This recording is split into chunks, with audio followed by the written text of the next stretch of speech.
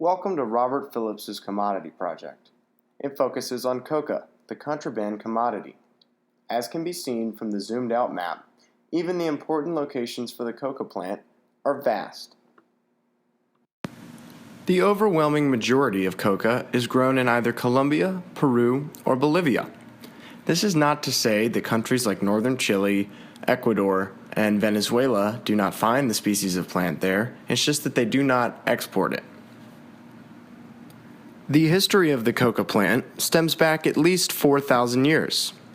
The Spanish wrote, when they came to the Americas in the 15th century, that the Incan people were infatuated with it.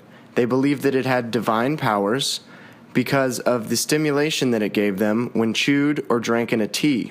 The tea was called mate de coca, and when chewed, it's called a quid. One gathers several leaves, rolls them up in between one's cheek and mouth until a stimulation effect is given. In order to enhance the stimulation effect, it is often mixed with a limestone derivative, which brings out the stimulating alkaloids in the coca leaf. The Spanish also noted that if they allowed their slaves to chew the coca leaf while working in the silver mines, that they were much more productive and were less likely to pass out due to harsh conditions. While the coca leaf did make it back to Europe during this early period, it did not find huge success, as only the wealthy and the privileged were able to use it. It was not until cocaine was synthesized from the coca plant in the mid-1800s that it reached its maximum potential.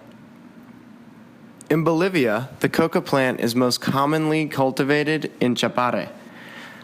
It is illegal and often done at hard-to-reach peaks, both for altitude and to be discreet. The coca plant grows best at high altitude. Many Bolivians involved in growing coca have constructed pseudo-zip lines to make the process quicker when they need to export the leaves to their next location. This is incredibly dangerous as these are handmade, but it saves hours and apparently it's worth the cost. Colombia cultivates the most coca compared to any other country.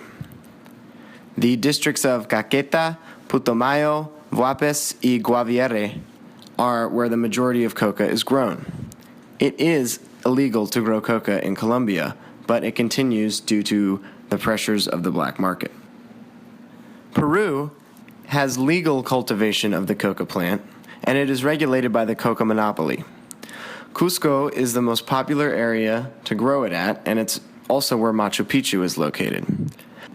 These farms are often where the coca leaves are turned into the coca paste, one of the first steps in creating cocaine. It is created at these farms because it cuts down transportation costs of bulky leaves. As can be seen in the bottom picture, the coca leaves are stomped with several chemicals to release the more potent alkaloids needed to make cocaine favorable. Because Peru is the only legal country where you can cultivate coca, it is also the country that ships to the United States. The Stepan Company plant in Maywood, New Jersey, is the only place in the United States that is allowed to synthesize the coca leaf. It exports to two main companies, one being Coca-Cola. The Coca-Cola syrup factory in Chicago and many others receive the coca flavor extract used to create their product. Coca-Cola, for the most part, does not bottle its own beverage and has a monopoly program built on purchasing their syrup. As many of you know, Coca-Cola was invented in the late 1800s by Dr. Pemberton as an attempt to be a competitor to the many coca wines coming out in Europe. He reached great success with Prohibition coming in Atlanta, forcing his beverage to be non-alcoholic. Not only was his beverage legal, but it still offered quite the kick that cocaine gives, promoting its success. The Stepan Company's second major export location is the Mallinckrodt Pharmaceutical Company. It is located in Dublin, Ireland, and is responsible for making a majority of the world's medical cocaine. Now let's look at the illicit trade of coca. While the cultivation farms are often responsible for creating the coca paste and coca base required to create cocaine, the final process of creating cocaine hydrochloride is often reserved to be processed in Colombia. This process involves much more chemicals, which is why it's done at an outside laboratory as opposed to close to the farm. Places like San Agustin in Colombia have been caught with extensive amounts of supplies required in making cocaine. After the cocaine is made here, it is at its purest point and is worth approximately $2,200 American dollars per kilogram. The next step of the cocaine path is for it to find an external port. Cartagena is this port to America and also to Puerto Cabello in Venezuela. Venezuela is the number one exporter of cocaine that will arrive in Europe. It most commonly travels via ship, though airplane is not unheard of.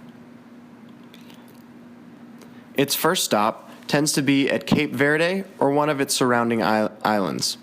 Cape Verde and its surrounding islands are located off of the west coast of northern Africa. Many large-scale drug busts have occurred at Cape Verde, proving that it's part of the process.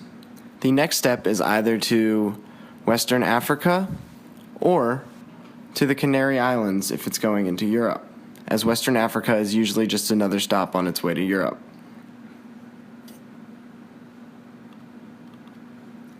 After the Canary Islands, it enters through Spain and crosses to the rest of Europe. The majority of cocaine is consumed in countries like the United Kingdom, Spain, and Germany. If the cocaine is traveling to North America, where the majority of cocaine does travel, it will move through Cartagena.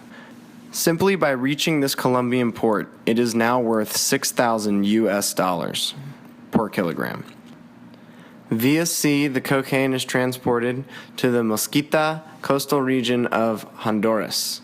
It then completes the rest of its journey predominantly on foot. This is not to say that some does not go through the Caribbean and then to Florida, but the overwhelming majority, at least 80%, goes through Mexico and Central America. By the time it has reached this spot in Honduras, it is worth $10,000 per kilogram. As it moves its way up into Mexico, by the time it reaches Oaxaca, it is most certainly in the hands of the Mexican cartel. The cartel most likely was involved much earlier than here, but this is the last point at which it would probably reach their hands. In more recent years, they've been trying to get involved as early as possible in order to increase their cut of the profit. It is worth $12,000 per kilogram in southern Mexico. When the cocaine reaches a border town, such as Juarez, the cocaine is worth $16,000 per kilogram. It is often sold in a border town, as this is still a decent amount of profit. There is, of course, much more money to be made once the cocaine is in the United States, so the cartels have invented very ingenious ways of getting the cocaine across the border. Tactics have been used similar to catapults that travel long distances, as well as incredibly intricate tunnels. These tunnels can span tens of miles. Assuming the cocaine makes it past the U.S. Border Patrol, it is now in the United States and can make anywhere from $22,000 a kilogram up to $27,000 a kilogram if it makes it to the coasts. Sadly, as can be seen by the map, Colorado is one of the most prevalent cocaine usage locations. It is clear that Coca and the cocaine that is derived from it can create a lot of money. Its illegal market makes more money than Coca-Cola does in its non-illegal market. What should be taken is that its addictive qualities should not be underestimated, and it's clear that it would not have such a global impact if it was not.